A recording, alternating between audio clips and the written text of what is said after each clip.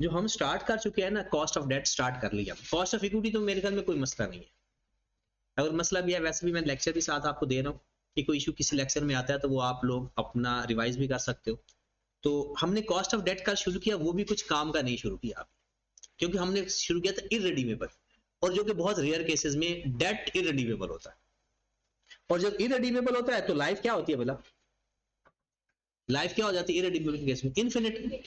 और जब life infinite हो जाती है तो परपेचुइटी का ही फार्मूला लगता है। और अगर हमने देखा कि पी शेयर्स, और ये कौन से पी शेयर्स हैं? इररिडीमेबल। पी शेयर कौन से हैं? इररिडीमेबल। इस पी शेयर्स का अगर आपने मार्केट वैल्यू फाइंड करनी है तो इसका फार्मूला होता है डी ओवर के पी, और के पी का फार्मूला अगर आपने फाइंड करना है तो डी ओवर मार्केट वैल्यू। ये मार्केट वैल्यू भी पी शेयर की है, प्रेफरेंस शेयर्स की, और डिविडेंड भी प्रेफरेंस शेयर्स का है। और अगर हमने, ये है पी शेयर, ये भी एक डेट की एग्जांपल है ना। और अगर हम कोई और डेट की बात करें, उस डेट में क्या आ जाता है? बॉन्ड, डिबेंचर, ये चीजें, कोई सर्टिफिकेट, उसमें अगर हम मार्केट वैल्यू देखें ना तो उसके में मार्केट वैल्यू का फार्मूला होता है आई इंटू 1 माइनस टी ओवर के D. T stand for tax, tax rate. अब सिंपल है, डेट के अंदर, मतलब डेट के एग्जांपल के अंदर लिखा हो आई, आई मतलब इंटरेस्ट।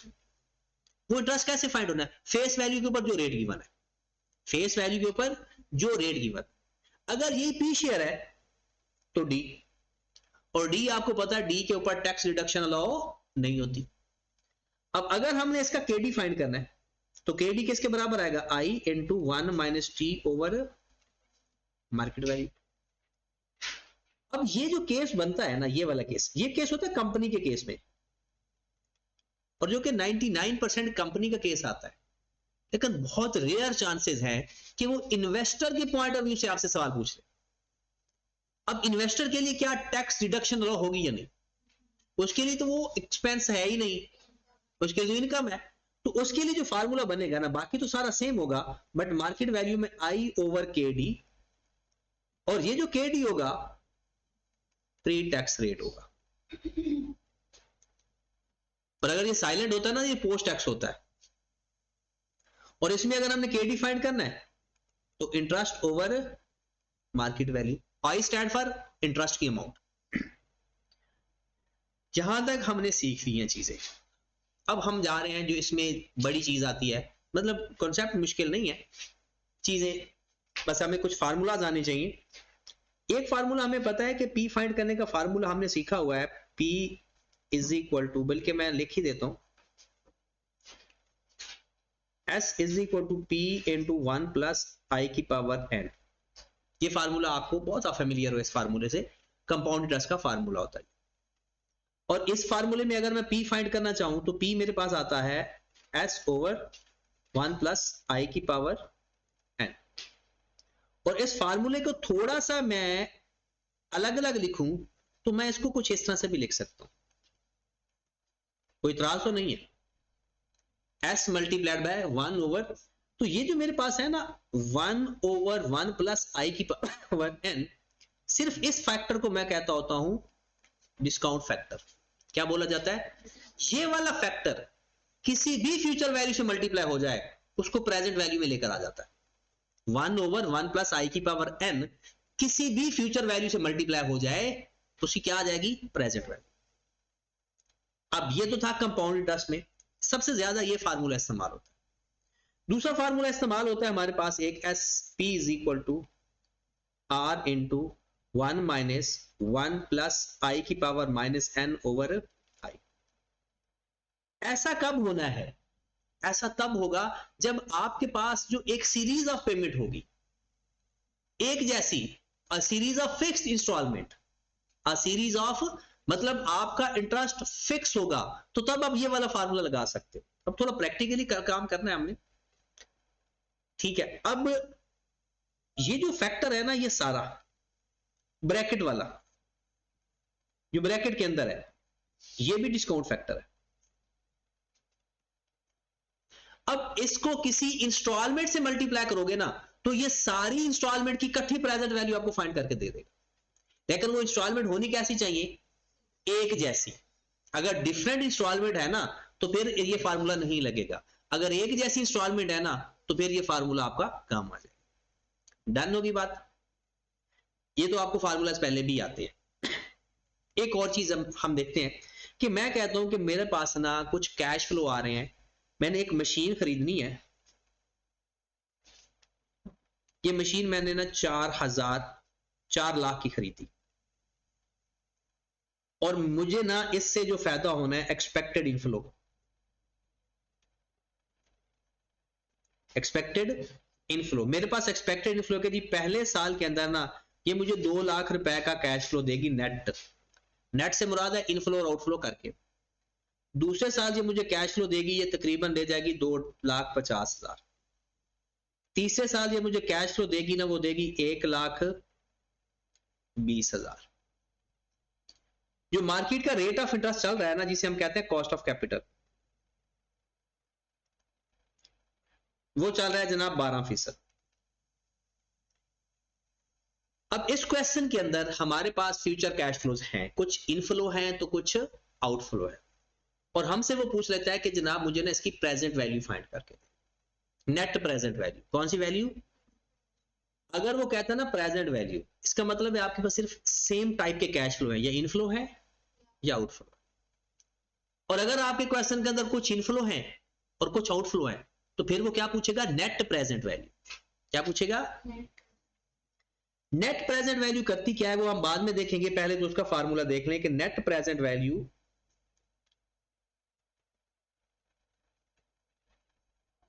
क्या फार्मूला होता है, याद है? Present value of inflow minus present value of outflow. Present value of inflow minus present value of outflow. अगर आप चाहते हो कि सर हम पहले क्यूएम की याद ताजा करना चाहते हैं तो फिर तो मैं पहले क्यूएम के तरीके से करवाता हूं और फिर आगे चलते हैं अपने तरीके से करेंगे। और आप कहते हो नहीं सर बस क्यूएम बार हमारा पास हो गया, ओके है, आप हमें जिस फॉर्मेट में हमने सवाल हल करने हैं उसी फॉर्मेट में करवाएं तो हम फिर उसमें भी चले जाते हैं। अगर आपको याद हो कि प्रेजेंट वैल्यू ऑफ इनफ्लो, इसमें जो जो इनफ्लो है, पहला 2 लाख है ओवर 1 प्लस 0.12 की पावर 1, ये पहले साल के इनफ्लो की प्रेजेंट वैल्यू आ गई, प्लस फिर 2.5 लाख है ओवर 1 प्लस 0.12 की पावर 2, प्लस 1,20,000 ओवर 1 प्लस 0.12 की पावर 3। ये सारे इनफ्लो आएगा, और ये जो मैंने तीनों वैल्यू लिखी है कि क्या है, प्रेजेंट वैल्यू। अगर ये एक जैसी अमाउंट होती तो मैं ये सब कुछ ना करता, सिर्फ एक फार्मूला लगा देता एनुटी का, वो एनुटी वाला सब कुछ कर लेता है। अगर series of fix instalment minus present value of, और वो मैं 4 लाख देख रहा हूं, किसी को इतराज है तो बता दे, जो कॉस्ट होती है ना वो 0 पे होती है हमेशा, तो इसकी प्रेजेंट वैल्यू भी यही है। ये है मेरा आउटफ्लो जो मैंने खर्च किया था, और ये उससे मुझे पैसे मिलने थे, वो है इनफ्लो। अपने कैलकुलेटर में पुट करूंगा, मेरा आंसर आ जाएगा नेट प्रेजेंट वैल्यू। क्या आ जाएगा? Net present value. करो जरा अपने अपने कैलकुलेटर में पुट करके देखो जरा।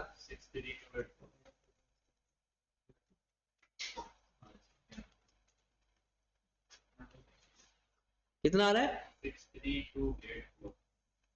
Positive negative? अगर ये पॉजिटिव है तो इसका मतलब क्या है, इनफ्लो ज्यादा है या आउटफ्लो ज्यादा है? इनफ्लो ज्यादा है। हमारे पास कभी भी नहीं सवाल आएगा वो कहेगा जी एनपीवी फाइंड करो, ऐसा नहीं आता सवाल। वो कहेगा बताओ ये मशीन खरीदूं या ना खरीदूं। तो क्या हमसे सवाल पूछेगा कि मैंने एक मशीन 4 लाख की है और उससे जो मुझे एक्सपेक्टेड कैश फ्लो हो सकता है वो उसने बता दिया, और हमसे पूछ रहा है बताओ मशीन खरीदूं या ना खरीदूं। तो हम क्या कहें उसे, ना खरीदे या खरीद ले? क्यों? क्योंकि उसका इनफ्लो ज्यादा है। तो हम कहेंगे क्योंकि इसकी एनपीवी पॉजिटिव है, इसकी एनपीवी पॉजिटिव है तो उसको ये खरीद लेना चाहिए। अगर एनपीवी नेगेटिव आ जाए तो हम कहेंगे जनाब ये चीज, और एनपीवी का फार्मूला क्या है, present value of inflow minus present value of. अच्छा ये तो हमारा पुराना तरीका, हम ऐसे ही करते थे। अब हमने कैसे करना है, हमने लिखना है ईयर्स, यहां पर लिखना है कैश फ्लो, यहां पर लिखना है डिस्काउंट फैक्टर, और यहां पर लिखना है present value.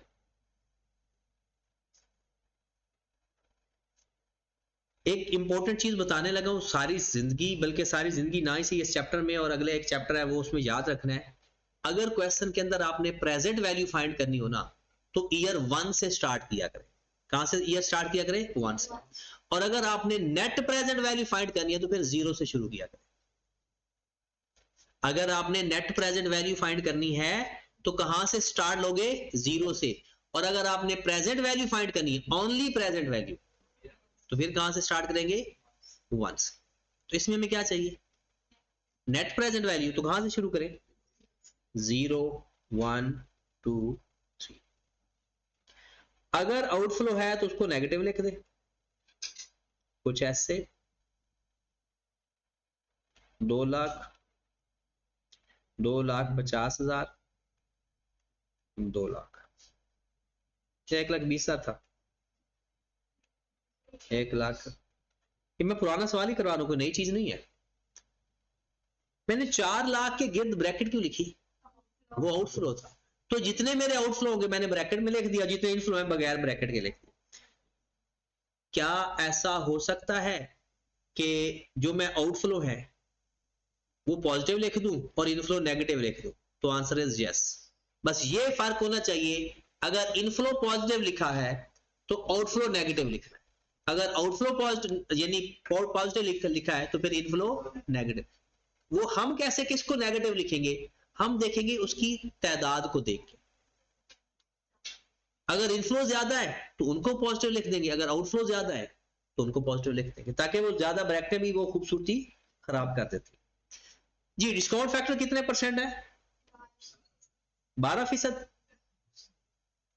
Discount factor direct लिखना आता है? 0 का डिस्काउंट फैक्टर हमेशा क्या होता है? 1। 0 का डिस्काउंट फैक्टर हमेशा 1। अब 1 डिवाइडेड बाय 1.12, 89 79 0.71। अब 4,00,000 मल्टीप्लाई करो एज इट इज, 2,00,000 को मल्टीप्लाई करो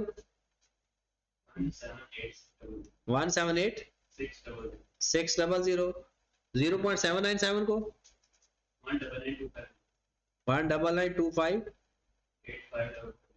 8544। करो जरा इसको प्लस। 4,00,000 माइनस लेकर करना ना, 4,00,000 माइनस करना है, 4,00,000 नेगेटिव है, बाकी सारे पॉजिटिव हैं, तो ये भी हमारे पास एनपीवी आ जाएगा। कितना? सेम है, या राउंड ऑफ की वजह से थोड़ा बहुत फर्क पड़ सकता है। वहां पर 63284 है और यहां पर 290 है, तो तकरीबन 6 रुपए का फर्क है, तो इस फर्क को सीरियस नहीं लेना, ठीक है। तो ये दो तरीके हैं आप लोगों के नेट प्रेजेंट वैल्यू फाइंड करने के, कि अगर आपको लगता है, बल्कि ये तरीका तो माना जाता है ना, यही इसी फॉर्मेट में हल किया जाता है, हमने जितने भी सवाल करने वो इस फॉर्मेट में करें। नेक्स्ट क्वेश्चन करते हैं जनाब। नेट प्रेजेंट वैल्यू का कांसेप्ट तो आपको आ गया। एक कांसेप्ट है IRR, internal rate of return.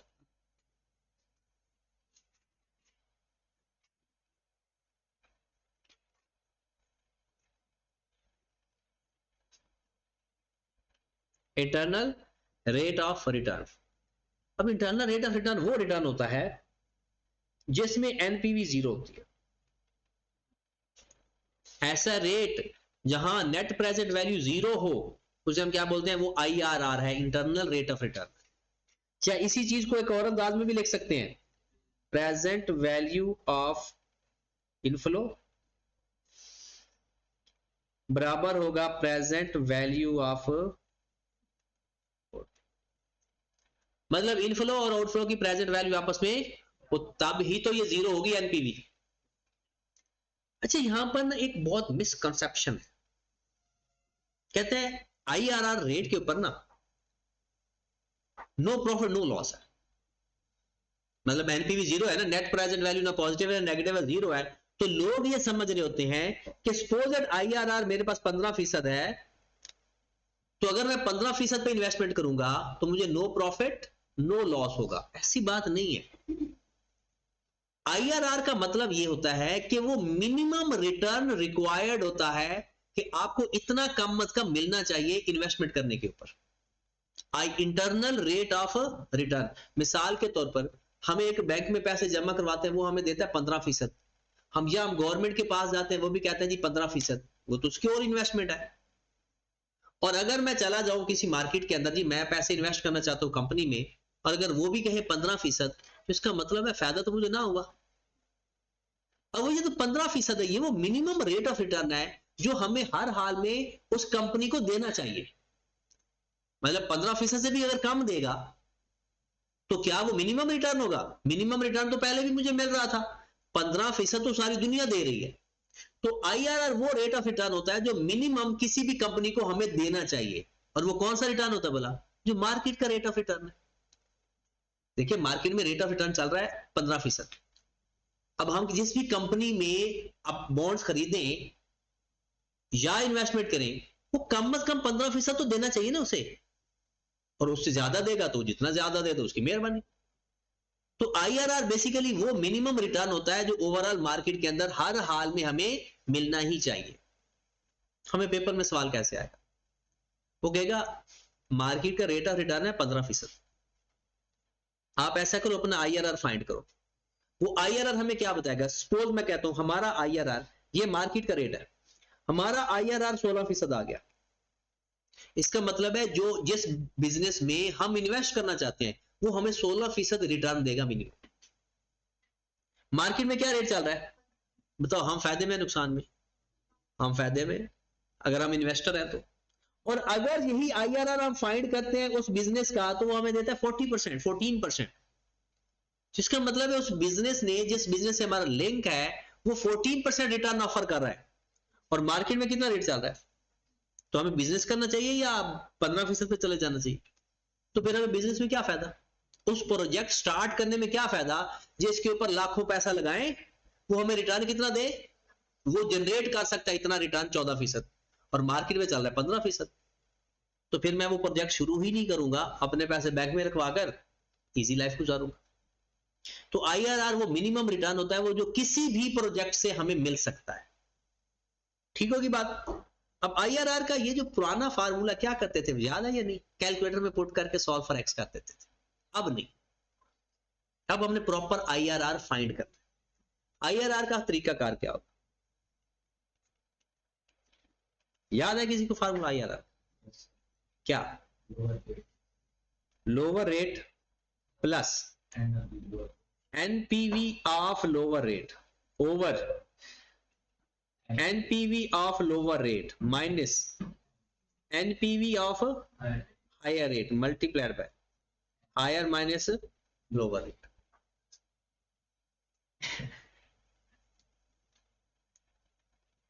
Lower rate फिर प्लस लोअर रेट की NPV divided by lower rate की NPV माइनस हायर रेट की NPV multiplied by higher rate minus low. क्या ये फार्मूला याद करना कंपलसरी है? हाँ जी कंपलसरी है। पेपर में दो ही तो सवाल ये दो चैप्टर है इससे, ये एक चैप्टर नहीं है। एक तो अभी हम ये पढ़ रहे हैं, एक आगे चैप्टर भी आएगा। अगर मैं दोनों की आपको वर्थ बताऊं तो 30 नंबर। मतलब एक ये वाला चैप्टर और दूसरा चैप्टर, अगर ये दोनों जिसके ऊपर ये पूरा पूरा फाइनेंस लगता है, जो कि हमने अगला चैप्टर भी हमारा वही है कि इसके बाद वही पढ़ना है, तो आपके 30 नंबर कवर हो जाते हैं। और ये फार्मूला लगाना कंपलसरी है। चलिए सवाल करें इसका एक छोटा सा। वो कहते हैं कि जनाब आपने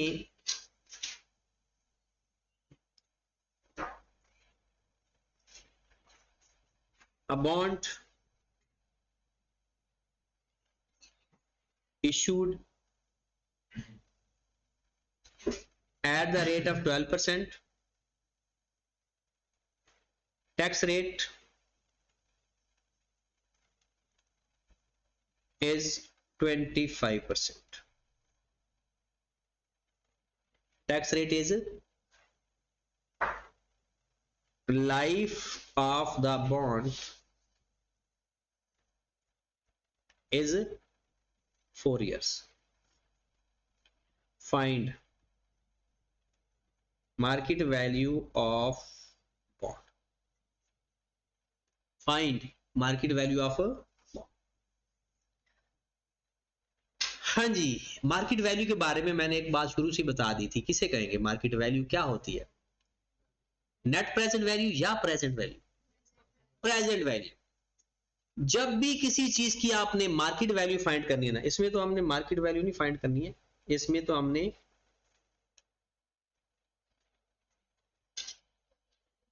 IRR फाइंड करना है। क्या करना है? Find IRR।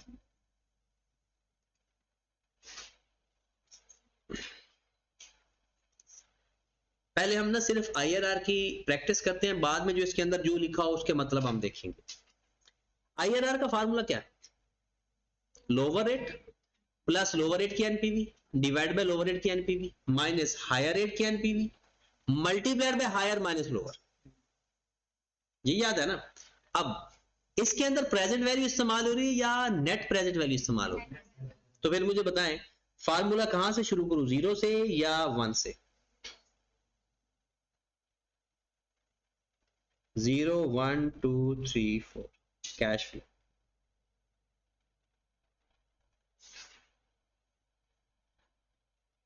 बॉन्ड की वैल्यू नहीं गिवन ना, तो 100 रुपए। आपने एक 100 रुपए का बॉन्ड खरीदा, बताओ उसके ऊपर आपको इंटरेस्ट कितना मिल रहा है? 12% मल्टीप्लाइड बाय 75%। 12% मतलब 12 रुपए मल्टीप्लाइड बाय 75%। करो जरा कितना आंसर आ रहा है? 9। हमारा जो पहले साल का कैश फ्लो होगा वो भी 9 होगा, दूसरे साल का भी 9 होगा, तीसरे साल का भी 9 होगा, चौथे साल का 109 होगा। पहले तो इस बात को समझे बड़े ध्यान से। आपने एक 100 रुपए का बॉन्ड खरीदा, उसके ऊपर आपको 9% इंटरेस्ट मिलता। आज आपने 100 रुपए का बॉन्ड खरीदा तो वो इनफ्लो था या आउटफ्लो था? आउटफ्लो हो गया, आउटफ्लो। अब आपने आप कंपनी हो, आप क्या हो? कंपनी हो। पहले साल आपने कितना इंटरेस्ट पे करना है? 12 रुपए। क्या पे करना है? लेकिन हम तो 9 रुपए लिख रहे हैं। बाकी का टैक्स इफेक्ट। अब टैक्स इफेक्ट क्या होता है? बेसिकली होता यह है कि हमने ये 12 ना फाइनेंस कॉस्ट के अंदर जाकर लिखना होता है एक्सपेंस के तौर पर। उससे हमारा नेट प्रॉफिट कम हो जाता है ज्यादा। अगर आप फाइनेंस कॉस्ट लिखोगे तो प्रॉफिट कम होता है ज्यादा? कम हो जाता है। अब प्रॉफिट कम होता है तो टैक्स कम लगेगा ज्यादा? कम लगेगा। तो इस इंटरेस्ट की वजह से हमें टैक्स कम लगता है। कितना टैक्स कम लगता है? 3 रुपए। इस 12 रुपए की वजह से अगर 25% रेट है तो हमारा जो प्रॉफिट है वो कितना बच जाता है? 3 रुपए। 12 रुपए मुझे कॉस्ट पड़ रही है, 3 रुपए मुझे टैक्स बेनिफिट मिल रहा है। 12 रुपए कॉस्ट पड़ रही है और 3 रुपए मुझे टैक्स बेनिफिट मिल रहा है। तो मेरा नेट नुकसान कितना हुआ या खर्चा कितना हुआ? यानी अगर ये फाइनेंस कॉस्ट ना होती ना तो मेरा नेट प्रॉफिट कम आता ज्यादा? ज्यादा आता। नेट प्रॉफिट में क्योंकि फाइनेंस कॉस्ट है ही नहीं, और अगर प्रॉफिट ज्यादा आता तो टैक्स भी ज्यादा आता। अब इस फाइनेंस कॉस्ट की वजह से मेरा टैक्स सेव हो गया। तो फिर स्टैंडर्ड कहता है कि भाई अगर टैक्स सेव किया है ना वो तो आपको बेनिफिट मिल गया। एक्सपेंस आपके 12 रुपए हैं, 3 रुपए की वजह से बचत टैक्स बच गया आपका, तो आपका नेट कैश फ्लो कितना है? 9। फिर मैंने आखिर में लिखा 109। बॉन्ड की वैल्यू कितनी है? अगर कुछ ना बताओ ना तो बॉन्ड अपनी ओरिजिनल कीमत पे वापस मिल जाता है। तो फिर मेरा इनफ्लो होगा आउटफ्लो होगा? इनफ्लो। हाँ ये भी हो सकता है एट पार एट डिस्काउंट पे भी रिडीम हो सकता है, लेकिन फिलहाल हम क्योंकि IRR सीख रहे हैं तो IRR के लिए ये कैश फ्लो मैंने सेट किए, ये समझ लगी है। और आपने जो बॉन्ड की वैल्यू ना गिवन हो या 100 लेट करते हैं या 1000 लेट करते हैं। अब क्या करेंगे? डिस्काउंट फैक्टर लिखेंगे। अब डिस्काउंट फैक्टर मैं कितना लिखूंगा? अब जरा ये बातें भी बड़ी इंटरेस्टिंग है, क्योंकि आपके पास क्या कॉस्ट डिस्काउंट फैक्टर है? KD। क्या कॉस्ट ऑफ डेट गिवन है? नहीं। तो अगर IRR फाइंड करना हो और आपको रेट ना गिवन हो तो खुद से 2 रेट ले लो, खुद से ऐसे 2 रेट सेलेक्ट करो कि एक रेट के ऊपर आपकी एनपीवी पॉजिटिव आ जाए और एक रेट के ऊपर एनपीवी नेगेटिव आ जाए, तो आपका बेस्ट एवरेज रेट आएगा, एवरेज मतलब IRR। और अगर आप कहते हो कि दोनों पॉजिटिव या दोनों नेगेटिव आ जाए तो आंसर फिर भी रिलायबल समझा जाए। ठीक है, तो जनाब पहला मैंने डिस्काउंट फैक्टर लेना है। सियाने कहते हैं कि जो कूपन रेट गिवन है ना वही एक रेट ले लिया करो, क्योंकि 2 अज्यूम करने हैं ना, अब कोई से तो 2 अज्यूम करने ही है ना। आप 10% भी ले सकते हो, अब 12% भी ले सकते हो, 15% भी ले सकते हो। वो कहते हैं कि अगर आपको कूपन रेट में कोई मिक्स होने का चांस है ना तो उससे कोई करीब करीब रेट ले लो। मिक्स से मुराद है कि ये तो इंटरेस्ट फाइंड करने के लिए था ना, ये वाला इंटरेस्ट इसी से तो फाइंड हुआ 9 रुपए। डिस्काउंट फैक्टर तो कोई और चीज होती है, वो तो मैंने अज्यूम करना है अभी। तो वो कहता है कि अगर आपको लगता है ना कि आपको मिक्स होने का खतरा है तो 12% ना ले, उसके करीब करीब को ले लें। तो हम क्या कर लेते हैं 11% ले, आप 13% भी ले सकते हो और 12% भी ले सकते हो। तो बताएं सबसे पहले डिस्काउंट फैक्टर, पहले 1 लिख दूं, 1 divided by 1.11, 1 divide by 1 point कितना 0.901 81 731 659। प्रेजेंट वैल्यू कैसे फाइंड होगी भी, बल्कि नेट प्रेजेंट वैल्यू बताओ। 100 को 1 से मल्टीप्लाई किया ब्रैकेट में, 9 को 0.901 से मल्टीप्लाई करो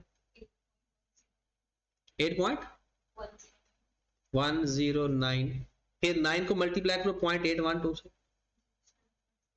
कितना 7.308, फिर 70.731 को मल्टीप्लाई करो 9 से 6.57, फिर 109 को मल्टीप्लाई करो 0.659 71.831। हाँ जी,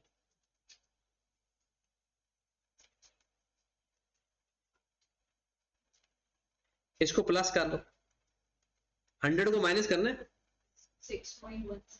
पॉजिटिव नेगेटिव, नेगेटिव 6.10,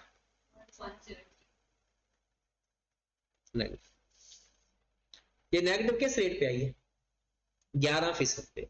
अब हमने क्या कहा है कि आपका जो प्रेजेंट वैल्यू है ना वो एक नेगेटिव आनी चाहिए एक पॉजिटिव आनी चाहिए, वही बेस्ट होता है। अब कोई ऐसा रेट लें कि आपकी एनपीवी पॉजिटिव हो जाए, पहले कितना रेट लिया है 11%, कोई ऐसा रेट सेलेक्ट करें कि आपकी एनपीवी पॉजिटिव हो जाए। बस जो आंसर मैं रेट हूं ना, एक ऐसा रेट लूं तो मैं उससे एनपीवी फाइंड करूं तो मेरा आंसर पॉजिटिव आना चाहिए। तो बताएं 11% पे है -6, तो बताओ एक अजम्पशन वाला रेट। हाँ आयशा, क्या रेट लूंगा कि एनपीवी पॉजिटिव हो जाएगी 12 से ऊपर लेंगे। तैयब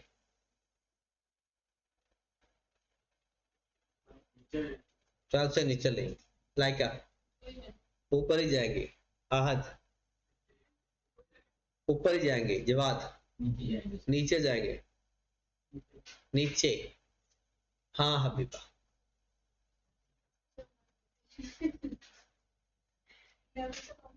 11 से कम लेंगे। लगता है आपको अपना बचपना भूल गया। प्रेजेंट वैल्यू और रेट ऑफ इंटरेस्ट का इनवर्स रिलेशन होता है, प्रेजेंट वैल्यू और डिस्काउंट। ये तो सवाल क्यूएम फाइनेंस के अंदर आता होता है कि जी प्रेजेंट वैल्यू अगर अपवर्ड हो तो डिस्काउंट रेट डाउनवर्ड मूव करता है, और वैसे भी डिनोमिनेटर में आता है ना, प्रेजेंट वैल्यू फाइंड करने की रेट कहां पर आता है डिनोमिनेटर में, तो ज्यादा रेट होगा तो ओवरऑल प्रेजेंट वैल्यू कम हो जाएगी। अब आपका नेगेटिव एनपीवी आ रही है, अब आप चाहते हो कि अगली एनपीवी पॉजिटिव आए, तो आप 11% से और रेट कम कर दो, 8% कर दो। कहते जी मेरा तो 8 लकी नंबर ही नहीं है तो 7% कर दो। और लेना 11% से कम रेट है, तो हम 8% कर लेते हैं, डिस्काउंट फैक्टर 8%। हाँ जी करें जरा। 1 पहले तो 1 ही आ गया ना। हाँ जी दूसरा बताया 0.926, फिर 857, फिर 794, फिर 0.735। हाँ जी नेट प्रेजेंट वैल्यू इसकी भी फाइंड कर लें, पहले 100 एज इट इज। हाँ जी 8.109 को मल्टीप्लाई करें जरा, 8.334। नेक्स्ट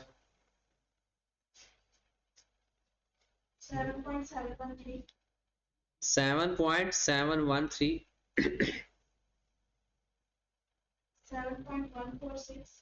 7.146, 80.115। हाँ जी करो जरा टोटल इसका।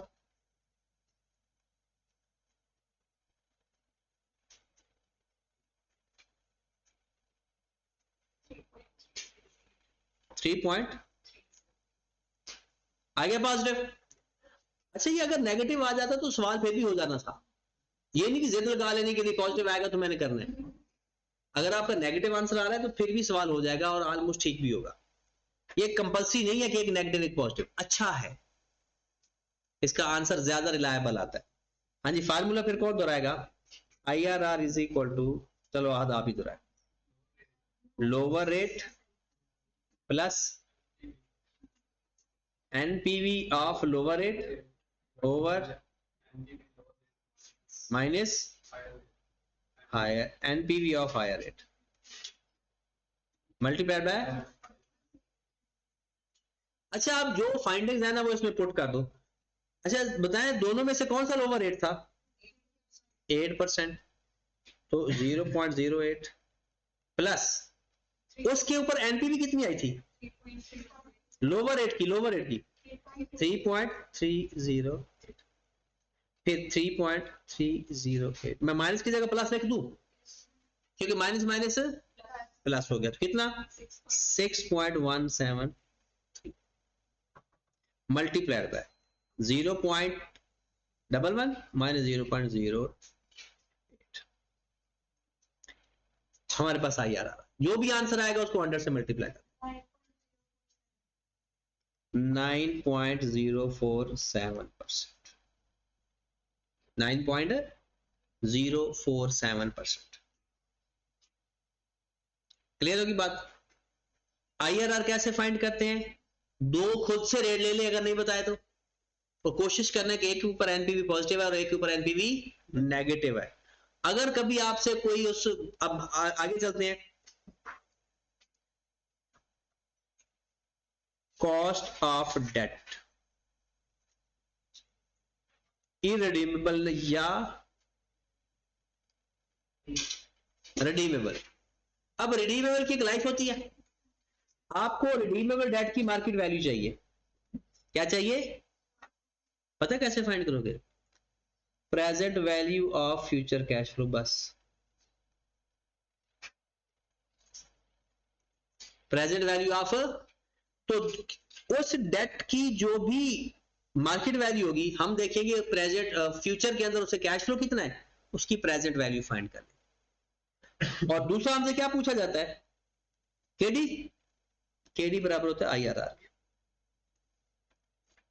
किसी भी डेट का अगर आपने फाइंड करना है ना, और ये जो फ्यूचर कैश फ्लो लेने हैं ना, ये क्या होने चाहिए? Net of tax. टैक्स का रोला नहीं होना चाहिए उसके अंदर, क्योंकि इंटरेस्ट में से आपको पता है टैक्स माइनस करके लिखते हैं।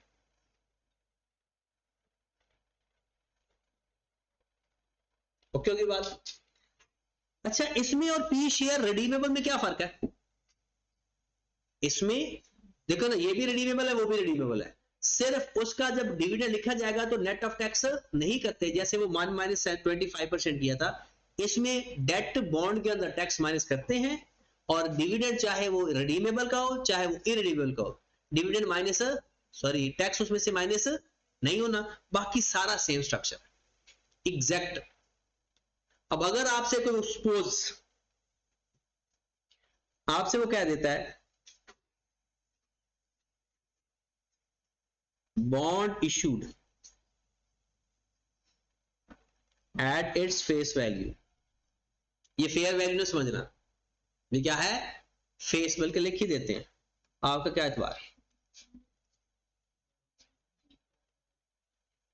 Face value ₹100 at the rate of 12%, bond issued at its face value ₹100 at the rate of 12%, it will be redeemed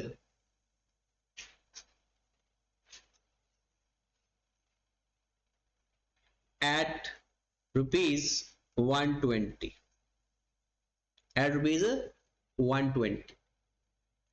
Find market value of bond if cost of debt is 13%। आप कहेंगे sir ऊपर भी एक rate 12% given है, नीचे भी आपने 13% लिख दिया है। ऊपर नॉमिनल रेट ऑफ इंटरेस्ट है, ऊपर जिसके ऊपर हमने बॉन्ड खरीदा है वो है, नीचे कॉस्ट ऑफ इक्विटी या कॉस्ट ऑफ डेट है जो डिस्काउंट फैक्टर में इस्तेमाल हो सकता है। ऊपर वाला क्या है नॉर्मल रेट ऑफ इंटरेस्ट है। अब हमने क्या फाइंड करना है मार्केट वैल्यू। अब हमने मार्केट वैल्यू का फार्मूला क्या है, एक तो हमने इक्विटी की मार्केट वैल्यू पढ़ी, डेट और पी शेयर की पढ़ी, इसमें क्या पढ़ेंगे present value of future cash flow, present value of future cash flow. तो जनाब बना लो ईयर्स बनाएंगे 3 साल, it will be redeemed this after 3 years, it will be redeemed after 3 years। हाँ जी ईयर्स में आ गया 0, अच्छा 0 से शुरू करूंगा 1 से 1 2 3 कैश फ्लो। हाँ जी पहले साल पे कितना कैश फ्लो हुआ, कितना 12 रुपए, और यही इंटरेस्ट मिलना है ना इन्वेस्टर को, और कंपनी को ये कॉस्ट पड़नी है 12 रुपए। क्या नेट का इफेक्ट है, क्या नेट का इफेक्ट है, नहीं। ये मुझे मैंने कॉलम तीनों फेल किए, बताओ किसको नहीं समझ लगी।